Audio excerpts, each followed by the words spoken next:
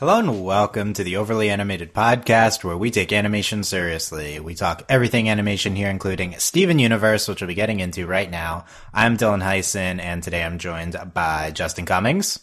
Hello. Hayley Nabuurs. Hello. And Alex Bonilla. Hola. Today we are back to talk more Steven Universe, Can't Go Back, and A Single Pale Rose, our second podcast on these huge episodes that aired a week from when we were recording this. Check out our recap podcast that was immediately after those episodes to hear different people's thoughts, initial takes on the episodes. And today we're going to be diving deeper into them, talking about some specific topics that have arisen from the episodes. We're going to be taking your feedback incorporated within this podcast. And if you want, and we'll be having more, probably weekly until whenever we get another episode, because there's so much to talk about. So if you have, how many levels of pearls are we diving into with this? As many as the schedule allows. That's what I would say. Oh boy. Yeah. So, if you have further feedback, leave it in the comments on the website, on YouTube, or, you can email us podcast@overlyanimated.com, and that can be incorporated into further, Steven Universe, Single Pale Rose, Can't Go Back podcast. But, yeah, make sure to subscribe to not miss any of those future ones as well, and make sure you have seen these episodes, of course. Huge, big Steven Universe, big spoilers, news. I'm sure that, there's no way you could not have been spoiled already, or have seen these to some degree. But yeah, we're getting more into these episodes. We have 3 new faces here who are not on the recap. So let's get their initial takes on, just these episodes, what their thoughts are, what their reactions were. First, Justin, who is back. Hi, Justin. Hi, I missed y'all. Yes, we missed you too. What was your reaction to these episodes? First off, Dylan, no, you didn't miss me. Second, I really liked them. I was screaming the entire half hour. It was fantastic. I loved it. I get some of the backlash that I've seen, but at the same time, it meant I was right and you were wrong, so I can't help but be excited. And also, Lapis finally sang, and that was great. What were you right about?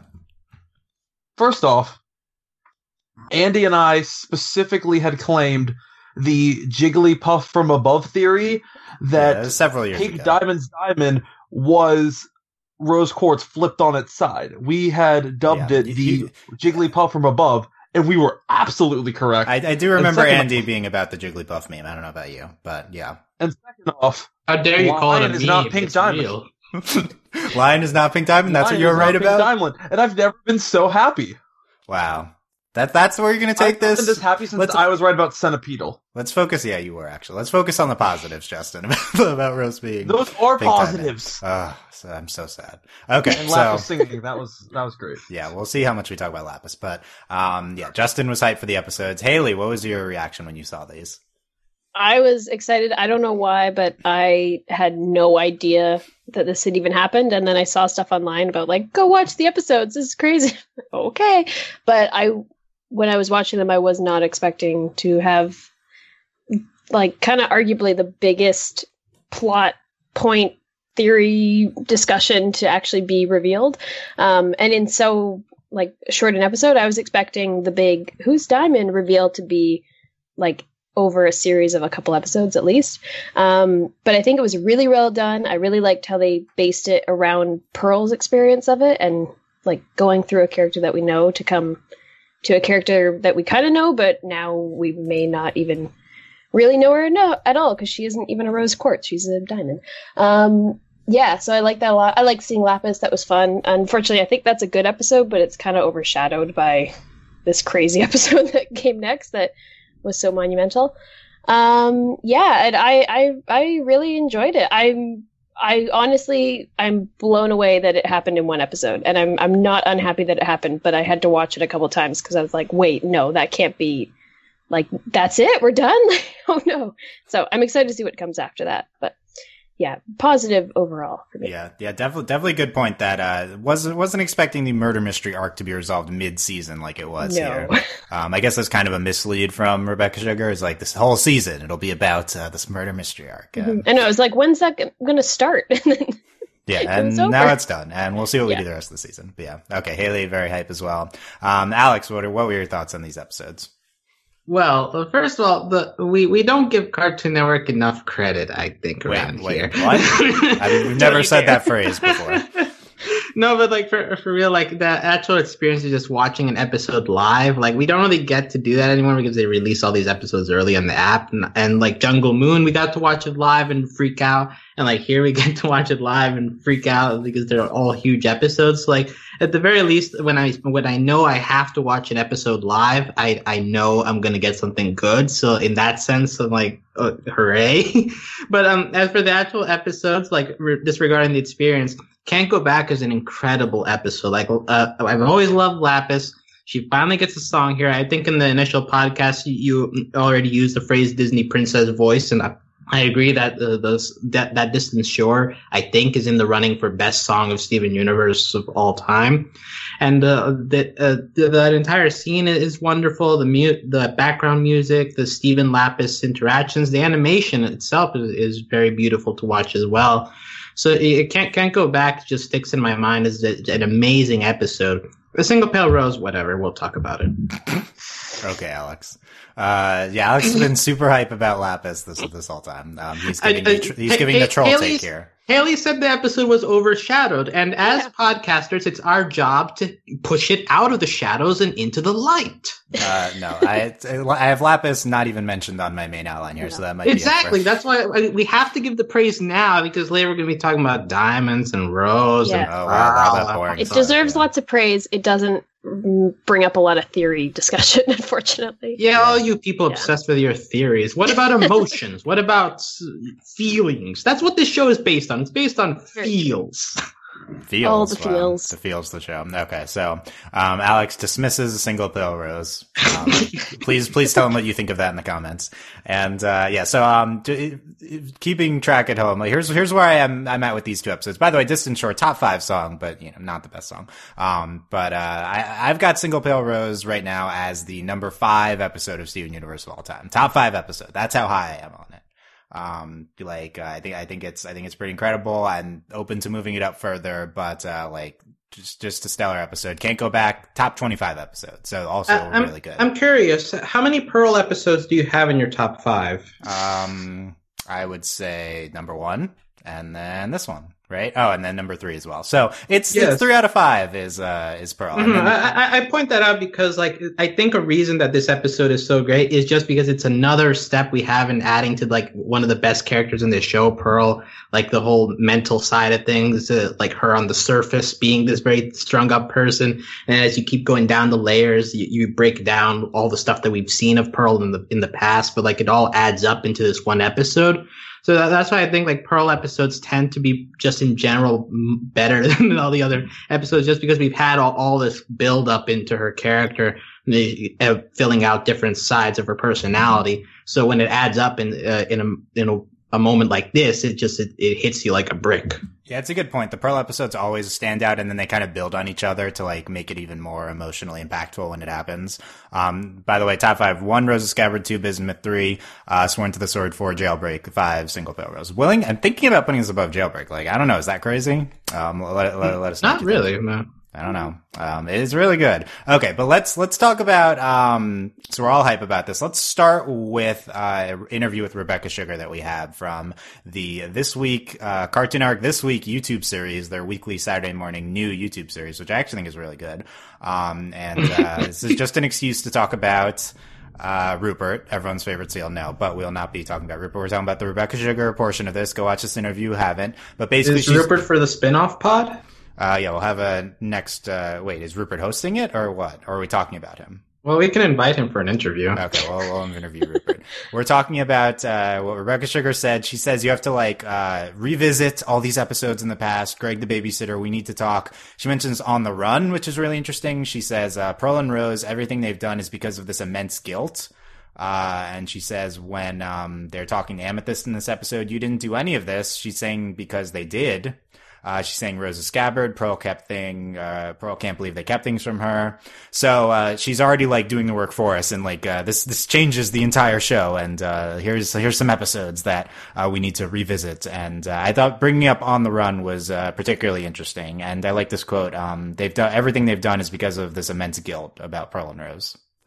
Alex, what do you think about that? Yeah, the rest, like the rest of the video is kind of stuff that we in the immediate we already thought like, oh well, this changes that episode and this, but like you have to think about the other characters that didn't really get much shine. Next episode we're going to talk about Garnet, but Amethyst we're not really sure what kind of what kind of aftermath we're going to get with her. So this whole going back to the kindergarten, which for a while was the main source of Amethyst's self-loathing, and now we just get this reveal that Rose, who takes in Amethyst, was partially responsible for, at the very least, keeping up the kindergarten system for a little bit. So like them putting the blame on the kindergarten system destroying the earth, and Amethyst feeling that she was a part of that, and now we have Rose actually doing part of the building at least. Like it does make things a lot more confusing for Amethyst, and she has to be left wondering like how am I supposed to view Rose, even if she wasn't there for the rebellion, but Rose is still a huge part of her finding her own identity. Yep, it's Rose's fault. We'll talk more about that.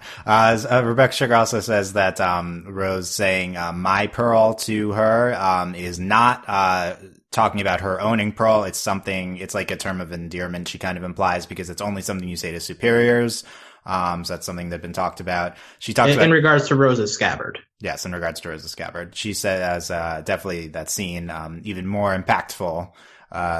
Just enhancing best episode of the show, IMO. But yeah, it is kind of a lot of these top episodes kind of based around this Rose Pearl dynamic. It is going to be interesting to revisit all of that in this new context. She says direct evidence we could have seen is the diamond on Pearl's spacesuit. That definitely been talked about in the fandom. Pearl can't stand shapeshifting from early in the series. Also Rose talks about being in space even though she's supposed to be from Earth. Justin, why did we not see this evidence and conclude that Rose is Pink Diamond? Why did we miss this? I think there was a lot of clear evidence that something was fishy. My personal favorite is from the episode Bismuth, where Bismuth describes the sword as being unable to shatter a gem. But we knew we kept seeing that was the sword that quote unquote shattered Pink Diamond, so I knew something was up, and I think that there was a lot of little clues like that, but I think just the Rose as Pink Diamond, I know personally I wasn't willing to accept that we are pulling our protagonist is actually this missing great figure, this missing like amazingly powerful person, but that is the direction they went, and I'm surprised, but in hindsight, it did make a lot of sense. I think a lot of people purposely didn't want to see it. Potentially including us, you could argue that, but well, yeah, I personally, until we saw the shape of Pink Diamond's diamond, I was nowhere near the Rose's Pink Diamond theory. It was only when I saw the actual diamond that I was like, maybe. Yeah, and for a lot of people that further disqualified it because they claim that it does not look the same, but we'll see if we might get to that if we have time. But Hayley, was this anywhere in your mind ever watching Steven Universe that Rose was Pink Diamond? Yeah, I think like Justin was saying, I was also in the camp of thinking, my first thought being when I started the show, like, oh yeah, that is a logical leap to have Rose be pink in terms of like typical storytelling. That just kind of, it makes sense. But then it was like, no, that's too obvious. So that's why I just haven't even given any credit to that being a theory just in my head for the longest time. And I don't even think like consciously, like it was just like, oh, like Lion's Pink Diamond, because that's more exciting and things. Yes. Unfortunately, that theory has died. But yeah, I don't know. I think if you look at things like the Pink Diamond on Pearl spacesuit and stuff like that, that was always something that was just kind of weird and confused me. But then you can rationalize it where like, oh, but she liked Rose and Rose was pink, so whatever. But now that we know that Rose is Pink Diamond, it does explain a lot of this. And it's kind of smart because it's playing on having us imagine that the big reveal is bigger than what it actually is, when it's just like, oh yeah, it's like probably the first thing you would think of, but then disregard later.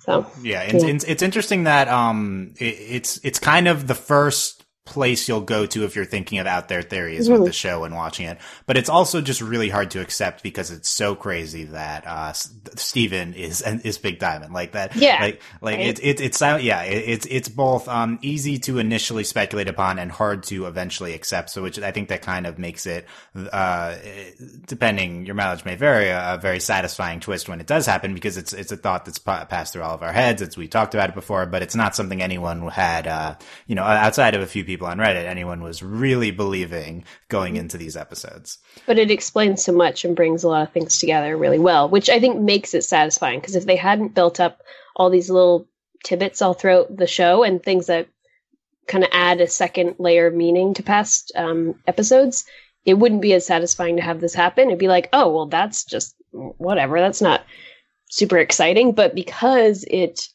is very clear, you can kind of see how they wrote the show to come to this conclusion, or maybe not conclusion, but like idea in the end.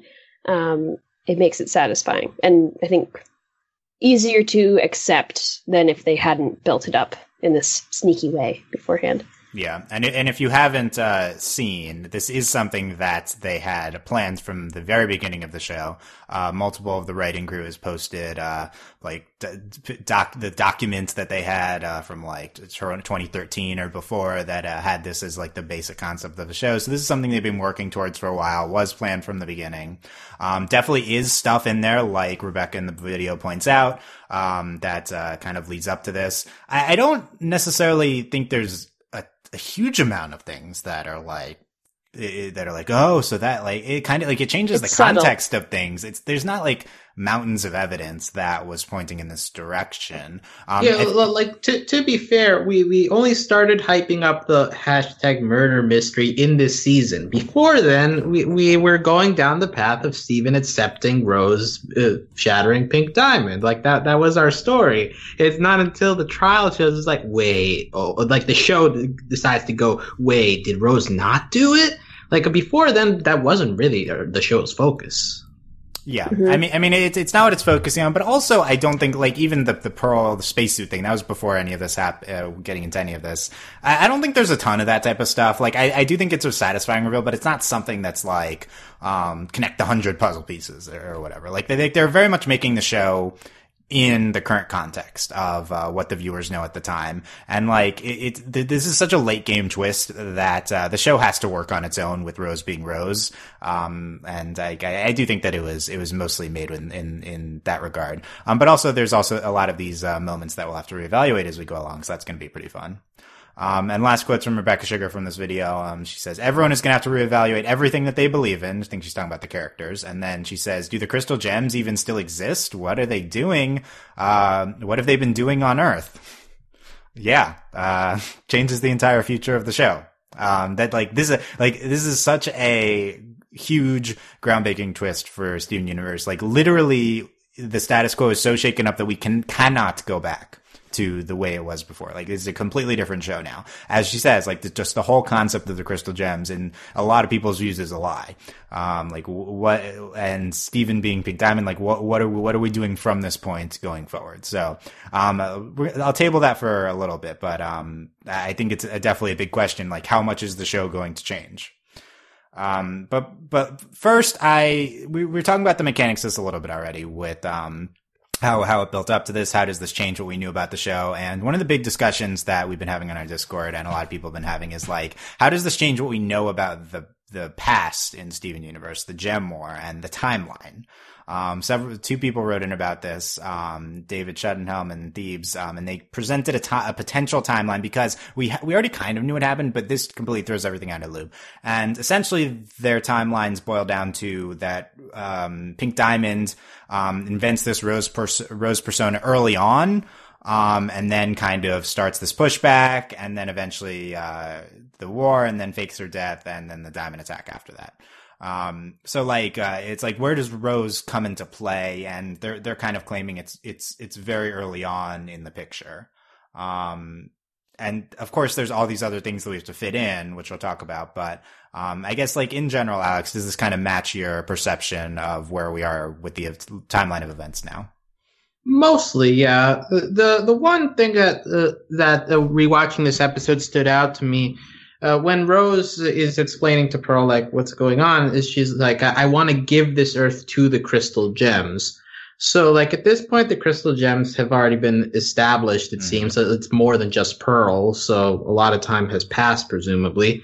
The stories that we've been told say that Rose was the leader of the crystal gems and all, but I do wonder if there was ever a crystal gems before Rose. Like I feel like that is a missing part of the timeline, like the actual the creation of the crystal gems. Like when did it become more than just Rose and Pearl, or did Rose join an existing movement? I feel like that's one little piece that could be added, and I would like to see personally, like see other gems besides the ones that we know join in this. But the general timeline of like Rose existing, the Rose hatching this plan, and then the faking the death results in the diamond attack. I think that's more or less what we're dealing with right now. Yeah, and I think one of the distinctions that you have to come to pretty quickly is that Rose, Pink Diamond invented the Rose persona independently of the fake death plot, or at least it was a long game that she got there. Like there was a while between her inventing the Rose persona and then actually like turning into Rose. Like there's a long period of going back and forth here. I think that needs to have happened because of what Alex was talking about with the crystal gems having existed. Like that was established in A Single Pale Rose that the crystal gems were a thing before. If they were, banded together by Rose, then Pink Diamond was going back and forth between the diamonds and the crystal gems. Like there's a potentially long period, like 1,000 years less, I don't know, but like of that happening, of her doing both of them before she just became Rose. I do think it's worth considering that the crystal gems had some sort of independent origin other than Rose, but I think at least the thing we've been presented with was that they were started by Pink Diamond when she's like screwing around as Rose. Like she's just like trying to experience being a human. She decides it's not right and she's gonna push back. And she does that as her Rose persona. Right. Justin, what's your take on this basic timeline? I think it's pretty accurate. My biggest question with it is not necessarily the gem timeline, but the human timeline, and how, because I think it's a separate point, but they talked about like the human cities and stuff when they're rebuking Pink Diamond and can't go back. I saw some people saying, like, was the Gem Rebellion that recent? Or rather, was there, like, another entire human civilization that was then destroyed and then rebuilt? Like, is there another era of humanity lost because of the Gem War? That's more my question. And how does that tie into the Earth that we know today? Yeah, I think I'd agree. It definitely gets complicated when you try to lay this on top of the timeline of human history, and like when are things happening when I just described, when are they happening in relation to humans? Of course, we don't know that the Steven Universe humans timeline equals ours. Well, we know it doesn't, because like in the past that we've had anachronisms like this before. For example, like Pearl saying like I understood what a knight was thousands of years ago. Like in our timeline, knights didn't exist really until like the year 1000. So that thousands of years, do you say that's kind of weird? And also like from show creators that they say things like holidays don't exist in this universe, World War I didn't happen in this universe. So like really human history as we know it in this show could just be anything. Like for all we know, humans in this universe have existed for 15,000 years or something like that.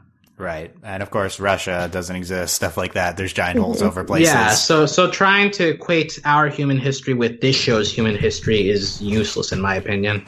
I think at the very least, yeah, Justin. Remember when Canada having a green flag was considered a major revelation in this show? Those were simpler times. Campaigning art's still very relevant, Justin. Remember when Dylan did that whole alternate Earth podcast? That was fun. You're trying to get me to talk about that again? Because this event has reignited my passion for the alternate Earth. We have plenty of time to do an alternate Earth podcast between now and the next episode. When we get to the destroying cities part, then I'll talk a little bit about that. But that's a factor. In the first episode here, the Lapis episode, there's during the flashback, Blue Diamond mentions that Pink had trouble destroying cities on Earth. Like, okay, that implies that, we're a certain amount of time in the future. It's like when in relation to humans coming into existence, is this gem stuff happening? Like, was there any of this before humans existed? When did the fake death happen? Like, what would that equate to on our time? Like, it's not worth getting into because it probably doesn't match at all. But, like, how much time, existed between these types of things? That's really interesting to get into. And one of the big things, I think that is really hard to fit into the picture with this new sequence of events is the cluster, and it's not something that's been relevant to the show in a long time. But when was the cluster made, and who made it? Presumably not Rose. Presumably Rose did not know about this because no one knows about the cluster. Pearl doesn't know about the cluster. Yellow Diamond knows about the cluster. Yeah. So since she's the only one, presumably, I would think that Yellow Diamond's the one who put it in. Right, but there's no time to do that. There's no time to do that where Pink Diamond is gone, because the events were presented is Pink Diamond quote unquote dies, and then immediately in response or not necessarily immediately, but soon after. Yeah, response, that's the thing. Like, we assume immediately, but we don't actually know how much time passes between Pink Diamond faking her death and the final attack. The diamond attack. Yeah. So unless it was in between that, it could be. Then it would have to have been that Yellow secretly planted the cluster at some point during Pink still ruling over Earth. And you think that could be an easy thing to do because, Rose is going back and forth between her and Pink, so it's not that hard to sneak that under her nose. But, that's still kind of a big thing, is that, Yellow's kind of circumventing Pink's domain on Earth. Or was there a period of when they basically pulled Earth away from Pink because she was failing, like they're admonishing her in the flashback. So we have to fit that in there somewhere. I think it probably is in between, the two, like before the fake death. Mm-hmm. Also, we have to remember in that episode, a message received, like, she mentions that the only reason at this point that she wants the cluster is because she wants the planet to die. So, like, her, at least from what we know, the motivation for having the cluster is just to destroy the planet. And the only reason you'd have to destroy the planet is out of the pain of Pink Diamond dying, which is why I think that the cluster had to have been placed at some point after that, because otherwise, what is the motivation? Right. The only other motivation is if the rebellion is in full swing and the rebellion is winning, and you're just so mad at the crystal gems and the humans, and you're just like, screw this planet. We're done with this. Let me present David Shenholm's full timeline here, and we can say whether we agree or disagree. So, 8-point timeline. Point number 1. Pink Diamond. We have a lot of feedback on all this stuff. Pink Diamond starts colonizing Earth, but decides she doesn't want to destroy life. She'd come to appreciate. 2, she invents Rose and secretly starts the Crystal Gem Rebellion. 3, as indicated in Steven's dream and Can't Go Back, Pink Diamond tries to use the rebellion as an excuse to abandon Earth's colonization plans. 4, Blue and Yellow reject that and tell Pink to just stay there and let the armies keep fighting till they win. 5, Pink and Pearl hatch the fake assassination plot, thinking the Diamonds will abandon Earth in response. 6, instead, Blue Diamond comes to Earth in the answer and continues trying to put down the rebellion. Also, at some point in there, I'm guessing Yellow starts experimenting with fusing gem fragments, ultimately making the cluster. 7, crystal gems have diamond forces on the ropes, and they attempt to retreat from the planet. 8, Blue, Yellow, and White unleash their corruption attack, leaving only Rose, Garnet, and Pearl encrypted. So there's 2 things in here which I think happened a while ago, which we have to factor in. 1 is the answer, where we see Blue coming to Earth. And 2 is the retreat. Like, that was a thing. That was in this episode. Like, Pearl is there at like just in the abandoned battlefields. Like, I thought we had won, but then it happened. Right, we're reminded of that here. I definitely think it was explicitly stated earlier. But yeah, like those have to be factored in too. So there's a lot of stuff here. I think this is a coherent timeline that could be true, but also there's, like the cluster could be somewhere else. Like I need to rewatch the answer to see how that comes into play, but, this is complicated. I need to see how this factors. I think in terms of future plot relevance, the cluster is something definitely keeping our eyes on, because that's something that's not been resolved yet. And if you're looking at like what could be future, like this is something so huge that happened in season 5. What could we possibly do in the future? The cluster, gem fusion stuff. Like we haven't, like Jasper's still bubbled. We could do stuff like that. So that could come to play later. We didn't mention White Diamond at all in these episodes, and we just got a White Diamond mention for the first time a couple of episodes ago, so that's another thing. Right. And White Diamond not really mentioned all in our timeline here, except in the attack at the end. Which I guess we can, let's talk about that next because we brought this up. So our most frequent comment, was Delaney brought up the White Diamond fusion theory on the last recap, and everyone said, wait a minute, guys. Clark Nald on YouTube comment said, White Diamond's hand can be seen along with blue and yellow firing the corruption blast after Pink Diamond shattering. Exactly. Right. Mm-hmm. So, in, something Garnet episode we saw recently, that is, we knew at the time that whole episode was Garnet's story was not going to be true, and definitely is not true now. We see but that one scene, right. We see this, we see the sequence that is differently animated from the rest, where we see White's giant hand. This is kind of like the first, like, actual White Diamond thing in the show. I guess the mural. Have we seen White Diamond's mural? Yeah, but we've never seen her, like, moving. Yeah, and like that giant hand, and we see Rose on Earth trying to deflect the blast. So, White can't be a fusion if Rose is on Earth and that's firing. Who agrees with that? Show of hands. Yes. I've never been a supporter of the White Diamond as a fusion theory. Well, Justin's opinion, White Diamond King, Justin, what do you think? Do you think this disproves White Diamond fusion? Well, as White Diamond, I do know that White Diamond is indeed not a fusion. If White Diamond is a fusion, it is of other. If White Diamond's a fusion, it's not of characters that we know about, right? If White Diamond is a fusion, it's of like before the diamonds, there were these two like yin and yang that became the White Diamond, and then the other diamonds formed. It's not blue, yellow, and pink. Oh If man, White the Diamond original is a Gem fusion- Council. Like, That's if White possible. Diamond is a fusion, it's not of other diamonds. Okay, well, that's possible, but let me be clear that that scene that we saw could be fake. And I don't know why everyone's so convinced that it's not fake, considering it's part of a fake story. Yes, it was animated. In connection with the real scene of them deflecting the attack. Right. Yes, it was animated differently, but it was narratively. It was presented as part of a fake story. So, like, narratively, it is in question. But that's the at one least. part that every gem agrees happened.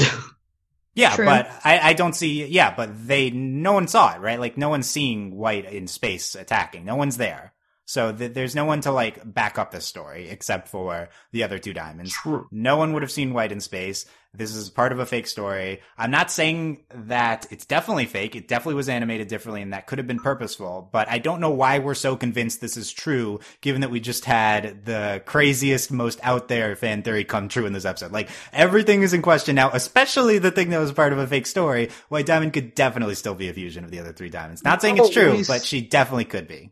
We But saw not White of pink, because No, she could down. be. No, she could be pink. She could be pink. It could have been that White only existed after Pink existed. I see The what other you're three saying. diamonds. Now the supporting theories. We haven't seen White. We haven't heard Michael mention. It's because White died along with Pink. That was always a theory. And now maybe Steven could be part of it. But then why is White's insignia still in the logo but not Pink's? Right, so that's going back all the way to several years ago with the Era 1, Era 2 diamond insignia logo. I don't know. Your theory has found a hole. Someone name This, White Diamond. this That's all is I want. obviously not a disqualifying thing, the gem logo.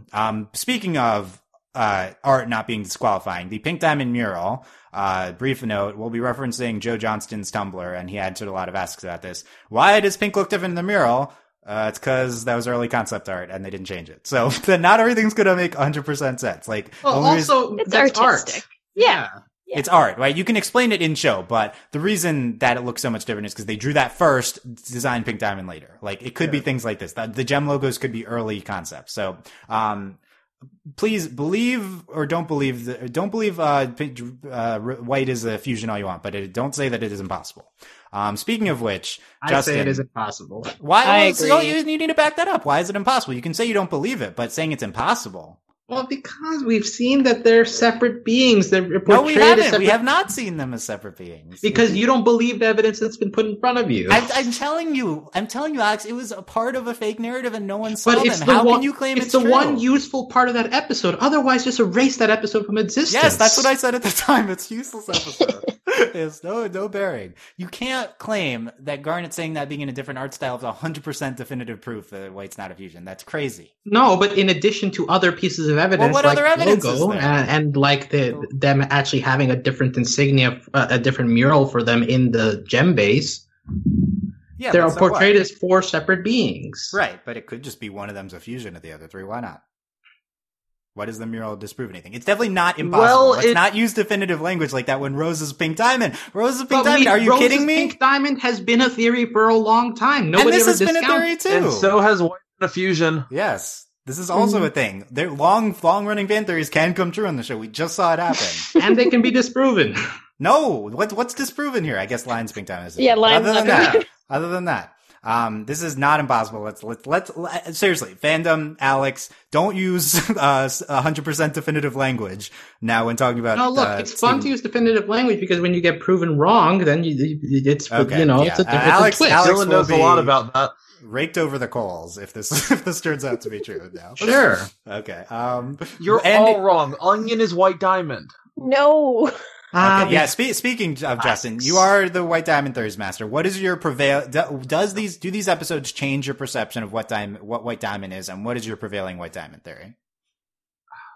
Well, having read the script, White Diamond is, in my mind, still probably not a fusion. Again, if it is, it's we're gonna get like some yin yang primeval stuff, but probably White Diamond's just old. Like White Diamond's Era 1, White Diamond's on like gem life support. They don't talk about White Diamond because White Diamond's just a figurehead at this point. And I think we will only see White Diamond if we get season 6, which it sounds like we will based on what Cartoon Network said. Season Yeah, 6 is we currently in do. production. Yes. It is alright, because Cartoon Network was like, we promise this show will keep going for a long time, and I'm like, yeah, you're only greenlighting season 6 because you messed up. But No. They haven't announced it yet. But yes, they haven't announced it, but it's pretty obvious. So you think we'll see White Diamond not this season? I think White Diamond is its own individual entity as to what White Diamond is. I don't think we will see White Diamond in the current era of this show. I think right now, Yellow and Blue are kind of our main antagonist, and unless something changes with that, we will not see White Diamond at all. I think we have to move past Yellow and Blue to get to White, similar to how Avatar we had to move past Zhao to get to Ozai. That's the I comparison? agree. Well, no, I agree with Justin that the White Diamond, I think, is being set up to be like the final villain or the bigger, more mysterious villain. So if we get to a point where Yellow and Blue are resolved somehow, then like the last ace in the hole that they would really have is White Diamond. Right. So that's kind of the prevailing theory, probably, is that White is our ultimate big bad. I feel Agree or like White is disagree? grandma of all the diamonds. Yeah. Kinda. So you're buying that, Hayley? Yeah, well, because it seems like we haven't seen it explicitly, but it seems like Pink was kind of a de facto child, kind of, to Yellow and Blue, and was at least created after them. So in my head, I'm imagining that White was the original one, and then she created Blue and Yellow. Yeah. That's what I'm kind of thinking. So like Blue and Yellow are mom, White's grandma, and she's rules over all. Yeah, I think that's definitely where most people's heads are going. White's like the original or the oldest one. Mm-hmm. Let's provide some wrinkles into this. So, Joe Johnston's Tumblr. He answered a question on Pink Diamond and the mural, and he includes this line, which is says Rebecca had done some very rough drawings of blue, blank, and pink, and I was basing the murals off those drawings. So he puts a blank instead of white in the sentence. He's definitely referring to the other, like he talks about yellow separately in this answer, I think. I believe so. That's not yellow, right? That we're talking about here. But, instead of white, we're saying blank. And this reminds us, have we ever heard anyone say the name White Diamond in the show? Nope. No. For a long time, we didn't hear the word pink diamond uttered in this show. Right. So that's the counterpoint. But could White Diamond not be called White Diamond? I think if we do, it's going to be something like purest diamond, all diamond, silver diamond. It's Clear still diamond. a diamond. Clear diamond. Supreme Other diamond. Yeah. Shatterproof diamond. I don't know. Yeah, it's worth considering. I don't know why he blanked it out in that answer instead of saying white. So I think that indicates that there's some sort of bigger twist with white. I mean, personally, I am not buying white being just a separate diamond who's off in the distance. I think that just structurally giving us the Rose's pink diamond twist now, we're not just going to like have falling action for 2 seasons. We're going to do crazy stuff. We're going to have to build from here. So we have to do one thing that's coming out of it like weird. What if White Diamond created Pink Diamond with this purpose of potentially upending the entire gem system? Okay, so now the white next is generation. White's the new pink and being in part of the rebellion. Yeah, like, right. So basically, because like White Diamond is keeping her distance, she's letting everything happen. But like, why wouldn't she? I guess the part that's counter to this is that supposedly she participated in the final attack. But if we go along this theory that it's not that didn't actually happen, what if she's maintaining her distance to see if her creation ends up making changes that she wanted in the creation of the Pink Diamond? Possible, yeah. I mean, if she's the diamond creator, then you have to consider that she's not going to make the diamonds these flawless beings, so she wouldn't make a mistake like Pink is. Like, maybe that's intentional. That would kind of further screw with our concept of like choice and the gems, and like Rose wasn't even making a choice in being pro-human and like anti the gem system. She was like actually designed that way. That would be kind of crazy. Mm-hmm. I think that White is none of the above. I think White is. I don't buy that White's just off in the distance doing gem work in distant galaxies. I think we would have talked about her by now. In the flashback in Can't Go Back, we don't mention her at all. Like, we just have the other 3 diamonds. She's not mentioned. She's never been mentioned. She wasn't in the trial. I think there's something else going on here, whether it's a fusion or she's some other like ethereal concept. Like, I think I don't think she's just going to come waltzing in. Like, I think that there's a crazier twist to happen. And then my biggest evidence is like a show structure perspective. We need to have bigger twists to come. And like, what's bigger than Rose's Pink Diamond? Like, we need to have something crazy. I think it could involve White, but we'll see. This is all very hypothetical. Let's potentially close here or let me give a random aside. Back to Joe Johnson's Tumblr. We were talking about, in our recap podcast, we said Pearl definitely belongs to Pink Diamond. And then we'd heard a lot of, including Beatrice in her reaction videos, like, but what if, she like became Pink Diamond's Pearl? Like, she did, like, that was like, she was gifted to her, or she like chose to be her. Like that's not like my diamond because I chose you to be my diamond. And I don't think that's what the episode's implying, but it is potentially possible. Yeah, that's a little weird because like in the rest of the show, like people say my diamond just because like that's their owner, right? So right. Like, and I mean, our Pearl is different though, maybe, but on Joe Johnson's Tumblr, he says, because our Pearl was made for Pink Diamond, she must follow her orders. So, this is confirmed at least as current, like understanding of the situation. Of course, we can twist on anything. But yes, this episode is intended to show that our Pearl was made for Pink Diamond. I still can't get over the placement of her gem though. How it's on her forehead. Because if she is pink, following with yellow and blue's pearls, it should be in the same location. So that is still something that's bugged me. I don't know. And I also noticed something in the rewatching. It might just be like an artistic thing, like based on the settings or whatever. But I really noticed it in this episode where Pearl in the palanquin, her hair was like very pink. But then by the end, the Pearl that we know now, her hair is going kind of like a light peach kind of color. And that might just be shading. I don't know. But it seems like weird to me. Yeah. I don't know what that's all. Yeah, I don't know. Parents definitely goes through changes. There's more to Pearl. I don't like. I feel like yes, she was made quote unquote for Pearl or for Pink. That makes sense, but I think she wasn't just like brought out of the earth. Like here you go. I think there was something going on before in Pearl's life. I don't know. It's also worth noting that this show for a long time has emphasized like Pearl's changes over the years, and Rose emphasizing like be willing to change, to transform yourself. So like over time, we've seen her distance herself from this like pink diamond quartz essential. So like becoming her own gem, becoming a renegade, so to speak. So like I love that part of the show, and like here you kind of see her roots. Like it would. Obviously, it's possible that before she may have belonged to another diamond. You can believe that. But I do think it makes sense in this show that like this episode is portraying her roots, what she was before like diving deep into the crystal gem nature. And over the course of several episodes, such as like the 80s episodes and all her reformations in the earlier seasons, you see her slowly changing and like making her own decisions in that sense.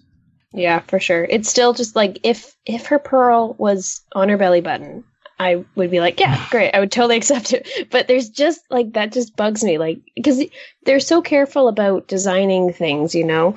But like at the same time, like rubies have their gems all over the place. Yeah, right. So yeah, pearls can do the same thing, no? Well, yeah. I don't think any of us know, but it seems like with rubies and things like that, they're just kind of like a labor force, you know, or an army force. They're just made and they don't belong. Like there's the rubies that go with yellow diamond, but all of the rubies look the same, just have a slight variation between them. It's not like the ones are blue and the ones are yellow. But the pearls that we've seen, at least, that belong to a diamond and were made for that diamond, hypothetically, they match their diamond. So I don't know. It makes me suspicious that there's something more there. Yeah, of course there could be a further twist with Pearl. This is something that we talked a lot about a few years ago when we were debating whose Pearl is Pearl. One of our big thoughts is her gem placement. A lot of the gems we saw up to that point, their gem placement matched the diamond of whose court that they were in. I think we've seen since that doesn't 100% hold true, so I think that's probably what's going on with our Pearl. It's still unclear to me what the intent is with the gem placement relative to diamond, but I think there's enough doubt via other gems we've seen that this is not a deal breaker. No, definitely not. It's just something subtle that I'm confused by. So. Yeah. We'll see. We'll see if there's more to come with Pearl. I want to talk about Rose / Pink Diamond and who knows what we're calling her now, but she's just Rose. What's another word for the color pink and rose? Yeah, we'll call her something else. That'll be confusing. But yeah, she's Rose, at least in, I think what makes most sense to me is Pink Diamond pre-Rose form, Rose now. She's so Rose. I've had a kind of a viscerally negative reaction to Rose since these episodes happened. I know a lot of other people have as well. Here's David again on Rose. I don't think Rose came off well in the flashback. She doesn't seem sensitive she doesn't seem sensitive at all to Pearl's concerns or the dire consequences of her actions. Rather than coming from a place of idealism, it seems the rebellion was rooted in the good but naive instincts of a person of immense privilege. A lot of people have pointed to Pink Diamond's portrayal in Jungle Moon as a child. They've characterized this as like a teenage rebellion. Naive, a good word for this. My biggest qualm with Rose now, and granted I'm biased because I think I've kind of lost thread of a lot of my SU opinions as it's been so long between episodes, but I think if you listen to earlier podcasts, I was never on a Rose as like a perfect person train. I was always very skeptical of her and her actions.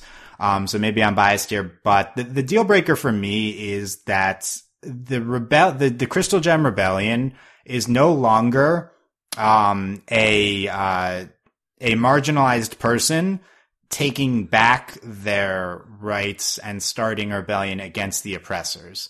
It's an oppressor fleeing from the terrible things that they're doing, mimicking a marginalized person, taking an identity of a marginalized person, tricking other marginalized people that they are one of them, and in order to assuage her guilt of what she was doing here. Like, the deal breaker is she's going from oppressor to oppressed and trying to take on this new identity, and like, you can't do that. Like, think of the real world comparisons that you want to in here, but you can't just be calm. You can't just say, "Oh, nope, that's not me. I'm not part of those bad things anymore. I'm going to be one of you guys." Like, this is just not a good action to me. Like, she was a person of immense privilege, as David says, and now she's trying to just wipe her hands of that without, and not using her platform, that she had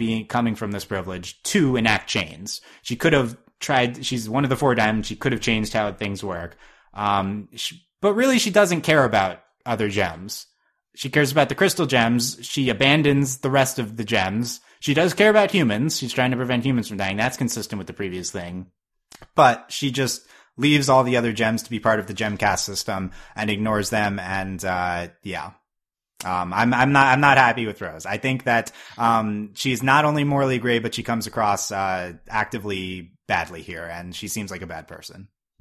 Agreed. She's so naive, because even when she said that, like, because when she was getting Pearl to, like, concoct the plan, and how she said that, oh, don't worry about blue and yellow, they won't worry, they don't care. Like, it's very much like a teenage kind of idea, where like, oh, I'll run away and my parents don't care that much and all that jazz. So and then it led to the destruction of all of the gems on Homeworld, in a big war. But yeah, it definitely paints an interesting light on her, where sometimes we would see Rose in redeeming lights of like, oh, she's like, helping people and helping marginalized people and saving this world. And obviously she's got all these demons and seems to have a lot of issues and things, but her overall goal was a good one.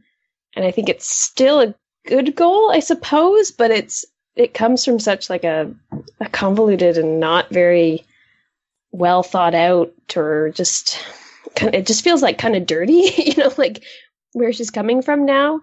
Especially because she lied to people so much, and it's just really naive, her whole take on things, which is kind of upsetting, because I feel like Rose was or still is, and Pink as well now, are very complicated characters, and Rose was starting to become kind of interesting because she was getting a few more redeeming characteristics over the last little bit, and we were kind of cracking her shell a bit more. But now it's like, oh, well, maybe she got better later on, but the whole root of all of this was out of a lot of just kind of selfishness in a way. Like, she wanted to be with Pearl and wanted to not do her job, I suppose, and yeah, give up all this power that she had that she could have used in a different, more effective way. So I think it's going to be interesting to see how Rose as Pink Diamond is interpreted by the other characters in the show, because it's definitely going to change things. Yeah, that definitely seems like what we're going to be getting into in future episodes. Like, how is this going to affect how the other gems view her? Yeah. I agree that she probably could have gotten better as time went on, and she maybe even likely did. We saw from her is bad in the beginning, but there's also thousands of years after that, before she becomes Steven. I do think that the Greg episodes are key in, like, at least for me, I wasn't surprised by this episode at all, because it feels very in line with what we've seen of Rose thus far. Like, so you're saying you called Rose's Pink Diamond? That's what you're saying. Well, not that, but that Rose is a naive person who isn't aware of other people's feelings. Like, childish. In the Greg episodes, it's made very clear, first of all, that she ignores Pearl's feelings towards her. Like, she doesn't really care what's going on with that at all, because she's focused on her main goal of Greg, but also that she has problems relating to Greg as well. Like, at some point, they try to talk and she laughs it off. Like, she just doesn't really understand how to deal with people, because she's only interested in her own pleasure at that time.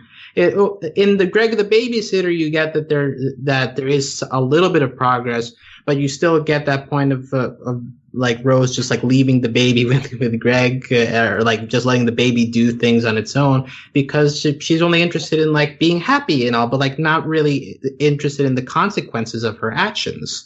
So that's all been there in Rose's characterization, and even more so if we deal with characters that have talked about her, like Pearl talked about her it's over, isn't it? Yeah. Yeah, it's over, isn't it? Like she plays around with a bunch of people, like that's her personality. And in Bismuth, you get the clear notion that Rose hid things from Bismuth as well, and hid away Bismuth rather than talk through the issue.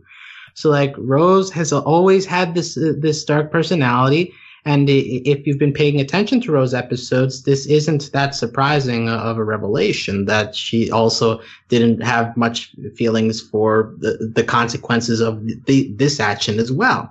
Now, but at the same time, while you have all this personality, I just feel very hesitant to just go straight into Rose as a bad person, because I don't think you can easily say that she doesn't care about the gems. Why else would she be going through this entire rebellion, recruiting gems to her side, in dealing with this message of like, be independent, break from the system, you can do other things. Like for their fight with Bismuth, Bismuth recognizes that Rose allowed her to follow what she wanted to do. She didn't need to follow the system, and she was appreciative of that message. It was once later, when we get into other actions, that she begins to find problems with Rose. But the big message of the rebellion is one that I think is not totally self-serving, because what does she get out of it? She gets like fun, I guess, out of not being in the system, but she's also in the process helping lots of other gems to find their true potentials as well. So while I agree that the rebellion is in very dark roots, and as we mentioned with the Rebecca Sugar interview, like, do the crystal gems even still exist? If you're basing your rebellion on a lie, that's something you have to deal with.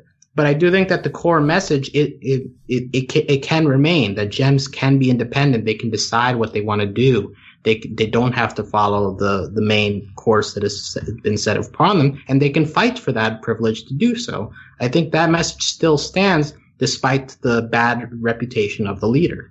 Okay. Yeah. A lot of good points here.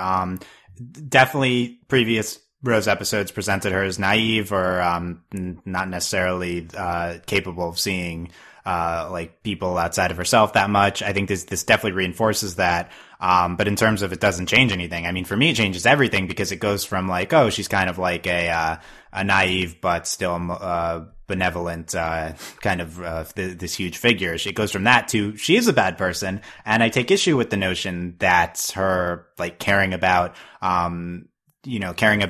giving rights to the other gems makes her mean she's not a bad person, because, bad people can do good things, much like good people can do bad things. But the problem is that this message that she's passing on to everyone of you can work outside the system, you can do what you want, you do you. It's based off of her trying to do her, which is not valid. She's not allowed to co-opt a marginalized person's identity like she is. It's all being based on this horrible thing. Like, her message is, do what I did, free yourself, but what you did was terrible, Rose. You can't just try to spread this based on that. That's like, it does matter where it started, because her perspective on it comes from her. And, she's just trying to fake, just trying to say, oh, I can just fake and be, this Rose Quartz, and I'll have everyone convinced, and I'll literally order my Pearl to not speak of it otherwise. And it'll be that, and that's good, and everyone else can do that too. But no, because not everyone's coming from being a diamond, Rose, and not everyone is privileged like you are. And you could have actually changed how things work, but instead you're just closing your eyes and doing this rebellion that ultimately isn't really changing anything. And we're seeing along the way that you really aren't actually caring about anyone else that much. You're just kind of trying to spread your word because it worked for you. I think she's a bad person. I think is she evil? I don't know, but like she's just. Yeah, see, that's the thing. I think people equate bad with evil, myself included. Like, I agree that these are terrible actions, but I think that there's a seed inside of that like we have to recognize as well. You can't just dismiss. At least to me, I don't want to dismiss that the main message she's trying to give is one that is of value to these marginalized gems. Her personal actions are terrible. But that doesn't say that the motivation, one of the motivations that was prominent in the Crystal Gem movement is to just totally discard it. I think it could be. I think I think it's just none of it's real. Like, is she really saying? Garnet, be yourself? Or is she like coming from a bad place like she was when she did? Like, did she change and now she's preaching a good message? But like, I feel like it's just like her message happens to be beneficial to people. Like, it's like almost a coincidence. And really it's just coming from this terrible place. Like, I kind of do believe that she eventually changed and that she's a good person when she's talking to Steven in flashbacks and stuff. But I'm just very, at best, skeptical of everything involving her now. And I think your sentiment is going to be reflected by people like Sapphire, like Pearl, like Sapphire especially. We have to think about, like, she left the system from a very high place of privilege as well, and she gave up a lot to do that. And while she gets the benefit of being able to be with Ruby in this relationship, but like now you have to come to terms with, well, I'm doing this based on a lie. Like, I could have continued my life in the system, and I would have had a happy life as well. Like, where do I stand now that I did this for a person who doesn't exist? Yeah. And I fully expect the show to deal with these ramifications. It's not me. This isn't a criticism of the show I'm espousing right now. It is my interpretation of the events. And like, Steven Universe better address this because it's the direct consequence of what it presented on the screen. And I fully expect it will. I mean, I think I think Rebecca Sugar on a previous Steven Universe podcast talked about Rose being terrible. Like, this is something that's been in the discourse before about, like, this is something the show is going to address. Like, you could argue that, whether it's good or bad that they presented it all, but we're in the process of telling this story, and like the show is capable of presenting these morally gray, bordering on horrible things that potentially good people are doing, and now we're gonna see like it being dealt with, and that's kind of very exciting, to be honest. Like, I think it's great that Sapphire's gonna react this way. I hope she says the things I'm saying. Like, I hope this is reflected in the show. That's like no shows get into this type of thing. That's crazy deep, and I really hope we see a lot of this. I'm excited for it. It is kind of impressive, the politics of this show, right? Like, compared to other shows that we've covered that we want them to get into politics, like say Star versus the Forces of Evil, and they only touch the surface. But like here, we are going really deep into moral stuff here. Yeah, I didn't expect us to do it. That's kind of my positive reaction. That's why I'm like reacting very positively to the twist, even though it like makes me angry at the people. It's just like, wow, we're going there. Like, this is cool. Justin, weigh in on this. What are your current feelings about Rose? I definitely see. The thing is, I think animation has never quite had a character like Rose Quartz. Rose Quartz was built up as this saintly, perfect, heavenly figure, and for all intents and purposes, isn't. In the slightest. Like, we slowly kind of broke down, like, she maybe made some mistakes. She's more complex. It's more gray. And now we're at, okay, she lied for thousands of years. She did all of this. She was naive. She thought she was a hero. She was really just a spoiled brat. And Steven has to live not only with the legacy of that, but the fact that he is that. Like, physically, he is Rose Quartz. He is Pink Diamond. And what does that mean? And so for this show to have a relationship now between Rose and Steven of that kind of a legacy, I've never seen that kind of a twist. We've seen characters start with a legacy like that, like Zuko, but never have the character's legacy be so twisted this late in the game. And I think it's incredibly deep. And a lot of people are saying that, like, oh, the show shouldn't have done that. Oh, this was a terrible idea. And I think it's one of the most brilliant plot twists I've ever seen. I think it's right on the same line as the Darth Vader twist from Empire Strikes Back. And I think it's going to make however much is left of the show some of the most interesting television ever made. Yeah, I think it's a great point there, and that this is just it takes us off the deep end of Steven, like, thoughts about Rose, and like us going, like, that's kind of just within the show's been about the past several seasons. I think Rebecca talks about this in the interview we've talked about before, but like, that's always what the show's been about, and this just dials it up to 11, and like it makes it super. It makes it super crazy. Like, how is Steven going to come to terms with this and himself, and like what would happen? And like, it's the same questions we're dealing with, except this has been laying under the surface this entire time. And yeah, I am kind of blown away thematically in this regard, even if like I don't care so much about the what, like Pink Diamond, Rose, two concepts like they're the same thing. Like it's more like, wow, these morals and these themes are going to approach like and it's going to be largely dependent on how the show handles it from here. But yeah, I do agree that Justin, that this is I can't think of a precedent for this type of thematically, morally in depth plot movement that we've seen here. Yeah. Okay. I think this is a good place to call it this, like looking to the future with how the show is going to deal with the ramifications. That's going to be very exciting. Yeah. Alex, any last takes on this? Yeah, the show has portrayed Steven as slowly coming to the realization that telling the truth is the best policy, especially in the Bismuth episode. It's like that finale of like, I'll tell them everything. Oh, you really are better than her. So now coming to this point where like now we reveal the biggest lie of all. So now Steven is going to be put in a position where, like, in going all the way in the opposite, I guess he'll reveal. Like, that's another thing, right? Like, how is Steven going to reveal he's Pink Diamond to other gems? Like, first we deal with the crystal gems, but then we have to deal with, like, all the other gems in the system, and eventually the diamonds will, I assume, know at some point. So, like, I'm just interested in seeing how Steven deals with that, especially in light of we spent all of season 4 dealing with Steven accepting that he's Rose in one way or another and, like, dealing with Rose's actions. But now we have just the worst action of all. So now, I don't know if we're going to go over that territory again, but, like, with this new material, if we're going to skip over and focus more on the other characters' reactions, that's also something I'm interested in seeing. And yeah, we've got eight episodes left, so I expect this to be a very fun and ending to the season. Yeah, all great points there about that, and yeah, going to definitely carry over into future season as well. And yeah, even though we're focusing on these other characters to start with, I assume like the show's always all about Steven, so I assume this will be right. We're never going to totally abandon his perspective on things. Yeah, I mean, I think this episode just reinforces that, like, it is still all about Steven's perspective. The show never really went away from that. This twist is told entirely from his perspective, yeah. Well, one final thing, like, one underrated thing about A Single Pale Rose, it's funny.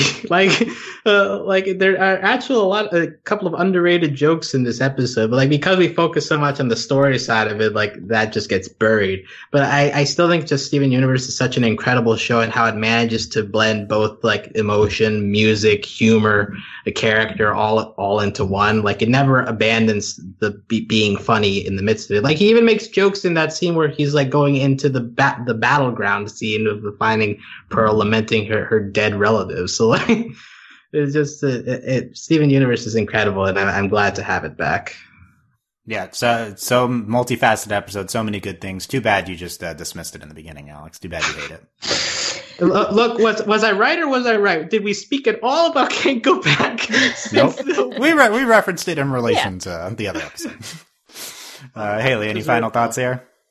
Not much. I'm just really encouraged and happy that Rebecca Sugar in that interview mentioned how all of this is affecting characters like Amethyst, because I think that is really encouraging.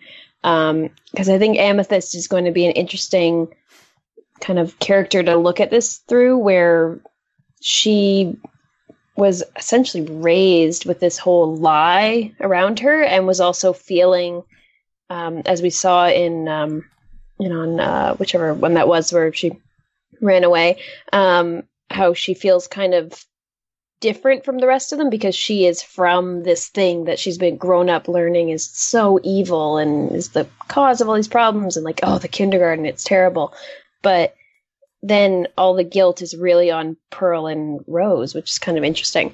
So I want to see how she reacts, because I wonder if she'll just be really like emotional, or if she'll get angry, or what will happen. But that makes me happy, because it shows to me that the creators and the writers are thinking about not just how Pink and / Rose and Pearl, their experience of it, but actually how that affects everyone else that's in the Crystal Gems. Because I think the Crystal Gems as an entity is very good, but then they're trying to match it with a a leader that has kind of ulterior motives and things, and isn't really doing all these things from a good place necessarily, even though good things came out of it. So it's going to be interesting to see. I'm very excited for what this episode is propelling forward, and what we'll find. Yeah, definitely. You make definitely great points about the crystal gems, and now we still the elements that we're familiar with, despite their origins and leader being tainted here, and like how we'll deal with that. I wonder if we'll get into Amethyst this season. I hope so. Poor Amethyst. Yeah, I definitely will do it eventually. I wonder. She's been gone forever. Yeah, I mean, she hasn't had a ton to do since season 3, so would love to see more of that. Justin, any final thoughts? Yeah, I think the tragic figure in all of this that I know, Dylan, I know you are not much of a Jasper fan at all. Is it Ronaldo? No. Is Ronaldo? Yes, Jasper. I know you're not a Jasper fan at all. Jasper alert. But Jasper spent so much time hating Rose Quartz for killing her diamond and wanting her revenge and attacking Rose, and just all of this anger towards Rose, when the entire time the one person that Jasper loved and looked up to, her diamond, was the one she was after. And that's just heartbreaking. Like, say what you will about Jasper later, but the fact that Jasper believed that the person, like, it's the whole, like, it literally, Jasper is Luke Skywalker in this situation. You killed my diamond. No, Jasper, I am your diamond. That's not true. That's impossible. Oh, yeah, it's kind of dark. Yeah, this is a great point about Jasper. I'm potentially more concerned with Bismuth's reaction, but Jasper as well. And Bismuth's going to be angry. Yeah. I 100% blame Rose for Bismuth, or for Jasper. That's literally Jasper's entire existence and agony, and the pain she inflicts on people is all Rose's fault. Like that's as Justin mentioned. Like none of that would have happened if Rose wasn't so terrible in how she handled this. So that's good. I definitely, Jasper's coming back, so we have to deal with that type of thing. And Ronaldo's definitely the tragic figure in all this. Come on, how's Ronaldo going to react? Did Ronaldo ever foreshadow this twist in any of his ramblings? Probably. That's what we really need to get into. Centipedal, Alex, do you want to talk about him? Oh, I was going to say, so where's Centipedal in all of this? She's got to come back, right? On the ship still. They're still there. Also, I think Ronaldo at some point said, like, in that whole Diamond Authority foreshadowing thing in the lighthouse, like, he does mention, like, they can take new forms or something like that. So you could say that's sort of foreshadowing this, but, you know. Yeah, kind of. Yeah. Okay, so but also all the dollar bills have pink diamonds, guys. Yeah, where are the Sneeple though? Come on, where are they at? Let's get into that. Anyway, White Diamond is a Sneeple. Yeah, what if White Diamond was a giant snake? That'd be incredible. Okay. Yes, please. That'd be amazing. Let's do that. Okay, let us know what you thought of any of the topics we got into. We're getting some deep stuff. Email us, podcast@overlyanimated.com. Leave comments on the website or comments on YouTube, and those will go towards our future discussions. We'll get more people's takes on these episodes and dive into more of the stuff. Didn't hit on all the things I had written down here, so we'll get into the things we didn't get into here later. Great discussion here. Thought we had a lot of interesting points. Definitely respond to those. And you can also join in the discussion on our Discord, overlyanimated.com/Discord, talking a lot about this twist before and after, still going. Support us via Patreon, patreon.com/overlyanimated. Thank you very much to all of our current patrons, especially our patron of the podcast, Jamie, aka Mailman. What effect does this twist have on Jamie? Is he going to be devastated? He's not gonna have anybody at his improv shows anymore. Amethyst is gonna be busy. Paradox. Yeah, they're all gonna be busy. Well, what's Paradox's reaction to any of this? Like, she has no connection to Pink Diamond, so like she's like, "What's going on?" Yeah, Paradox gonna, well, at the very least, react to Lapis. Gonna be like just following Steven. Like, Steven tries to step through a puddle. Paradox lays on the puddle. Allow me my diamond. Paradox is gonna be like. Not in like a "you're my diamond, I have to worship you," but more like Steven's like a celebrity now. Yeah, I could see that. She's like, "OMG, I'm hanging out with a diamond." Yeah, that could be fun. Okay, more Peridot too. All the characters, all of them. And thanks as always to our patron executive producers, John Ryan, Steve, Alex, Andy, and Hugh. Check out a bunch of other stuff. We have a busy time, a lot of podcasts at overlyanimated.com, including OKKO, Mysticon's Miraculous Ladybug, DuckTales. We had a Prince of Egypt retrospective. Woo! Justin was on that. And our recap make sure if you haven't, our recap for these episodes. So find all that at overlyanimated.com. We'll have more Steven Universe to come. Probably a week or so. So subscribe to not miss any of that. Thank you guys very much for listening. We will see you next time. Bye. Bye-bye. Bye. Adios. Miss you, Lapis.